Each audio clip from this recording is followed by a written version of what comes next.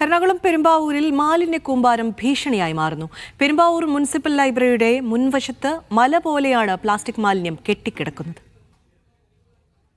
Clinic, homeo ആശുപത്രി, anganwadi, buds school, library, ക്ഷേത്രം, സപ്ലൈകോ ഉൾപ്പെടെ ജനങ്ങൾ പ്രതിദിനം എത്തുന്ന പരിസരമാണിത്. നഗരസഭയിലെ വിവിധ വാർഡുകളിൽ നിന്നും ഹരിതകർമ്മസേന ശേഖരിക്കുന്ന പ്ലാസ്റ്റിക് മാലിന്യങ്ങളും പാഴ്വസ്തുക്കളുമാണ് ഇവിടെ തരംതിരിക്കാൻ കൂട്ടിയിട്ടിരിക്കുന്നത്. എന്നാൽ തരംതിരിച്ച മാലിന്യം ഇവിടെ നിന്നും നീക്കം ചെയ്യുന്നത് കഴിഞ്ഞ ഡിസംബർ മുതൽ നിലച്ചിരിക്കുകയാണെന്നാണ് നാട്ടുകാർ പറയുന്നത്.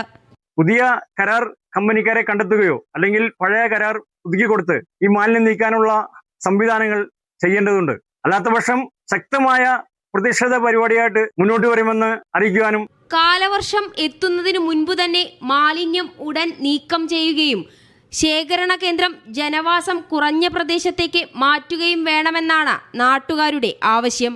മീഡിയ 1 കൊച്ചി.